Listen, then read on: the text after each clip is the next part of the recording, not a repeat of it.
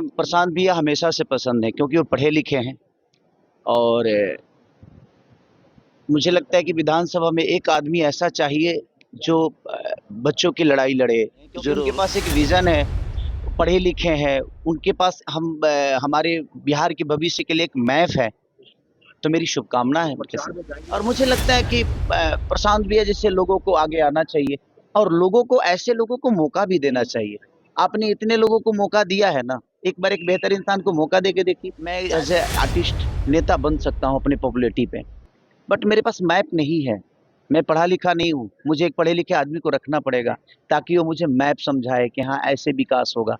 लेकिन प्रशांत भैया ऑलरेडी पूरी दुनिया को देख चुके हैं और वो पढ़े लिखे आदमी हैं। नमस्कार, आप है न्यूज़ पॉइंट नेशन पर। मैं आपके साथ विजय सिंह।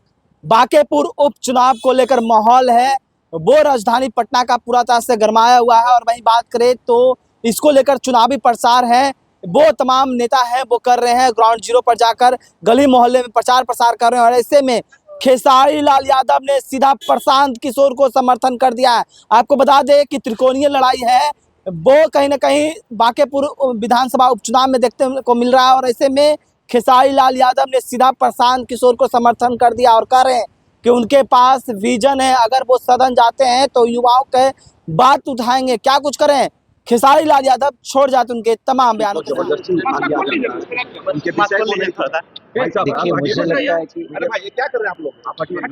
मुझे लगता है कि ये लड़ाई सिर्फ सोनम वांगचुक की नहीं बल्कि हर उस गार्जियन की है जो अपने बच्चों के अंदर एक अपने देश के भविष्य, अपने परिवार के भविष्य और अपने बच्चों के लिए दिनों रात मेहनत करके उनके शिक्षा के लिए या अपने देश को बेहतर बनाने के लिए हर वो माँ बाप हर दिन मेहनत कर रहा है।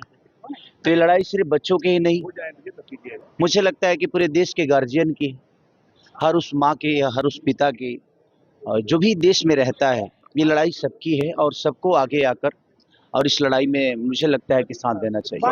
प्रशांत किशोर जो है चुनावी मैदान में उतरे हुए हैं, आप लगातार उनका समर्थन भी करते रहे हैं, क्या इस बार उनको समर्थन करिएगा चुनाव? देखिए बात समर्थन की नहीं, एक बेहतर इंसान की है जिसका एक विजन है, जिसके पास। मुझे प्रशांत भैया हमेशा से पसंद है क्योंकि वो पढ़े लिखे हैं और मुझे लगता है कि विधानसभा में एक आदमी ऐसा चाहिए जो बच्चों की लड़ाई लड़े, जो रोजी रोजगार की लड़ाई लड़े। मैं किसी पार्टी का नहीं बल्कि मुझे लगता है कि हम सबको एक बेहतर इंसान ही चुनना चाहिए, क्योंकि अगर आपके घर का गार्जियन ही सही नहीं होगा तो मुझे नहीं लगता कि बच्चों की भविष्य सही हो पाएगी।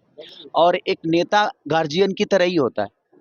तो प्रशांत भैया सच में मुझे बहुत पसंद है क्योंकि उनके पास एक विजन है, पढ़े लिखे हैं, उनके पास हमारे बिहार के भविष्य के लिए एक मैप है। तो मेरी शुभकामना है उनके साथ।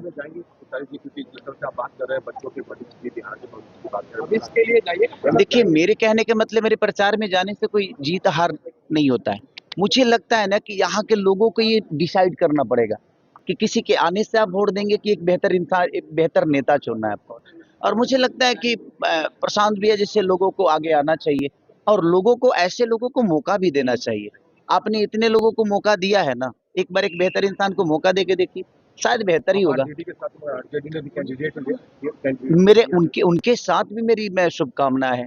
जीतने के कोई एक ही जीतेगा, बट मुझे लगता है कि एक बेहतर इंसान है प्रशांत भैया और मैं हमेशा से एक बेहतर इंसान का साथ दिया हूँ और मेरी शुभकामना उनके साथ भी है कि बिहार की जनता को तय करना है कि वो किसके तरफ जाती है। एक बेहतर मैप जिसके पास है अपने बच्चों के भविष्य के लिए, बिहार के भविष्य के लिए, उसके तरफ जाती है कि कहीं और जाती है। तो मुझे लगता है कि सबसे पहले नेता बदलने से अच्छा है कि हम अपने आप को बदलें और ये बात 5 साल की नहीं है, ये बात बच्चों की भविष्य की है। तो मुझे लगता है कि बच्चों के भविष्य के लिए बेहतर विकल्प ढूंढना चाहिए। प्रशांत किशोर यदि सदन पहुंचते हैं तो क्या लगता है कि बिहार के युवाओं के लिए सुनहरा मौका है कि उनके बातों को रखा जाएगा पटल? बिल्कुल एक मजबूत, देखिए बात क्या बताएं, देखिए मैं एज ए आर्टिस्ट नेता बन सकता हूं अपनी पॉपुलैरिटी पे, बट मेरे पास मैप नहीं है। मैं पढ़ा लिखा नहीं हूँ, मुझे एक पढ़े लिखे आदमी को रखना पड़ेगा ताकि वो मुझे मैप समझाए कि हाँ ऐसे विकास होगा। लेकिन प्रशांत भैया ऑलरेडी पूरी दुनिया को देख चुके हैं और वो पढ़े लिखे आदमी हैं। तो मुझे नेता बनने का कोई शौक नहीं है, बट हम लोग अपने बिहार में पढ़े लिखे लोगों को अगर वोट देंगे, पढ़े लिखे लोगों को अगर सदन पहुंचाएंगे, तो मुझे लगता है ना कि आपकी आवाज बन के वो कहीं ना कहीं चाहे वो किसी भी दुनिया में रहें, वो आपकी आवाज उठाएंगे और बच्चों के भविष्य के लिए बेहतर बात करेंगे। और जो बात ही नहीं करेगा वो काम क्या करेगा। और निशाद भाटी ने ये भी कहा कि उनके घर के पास बहुत गंदगी है, जिस कारण से ये हालात हुए। पटना के हालात को उन्होंने ये बताया, जो कि पटना स्मार्ट सिटी में आता है। देखिए, सबसे बड़ी ना कि सबसे पहले हमको जिस दिन स्मार्ट लोगों को चुनना शुरू कर देंगे ना, अपने आप स्मार्ट सिटी बन जाएगी।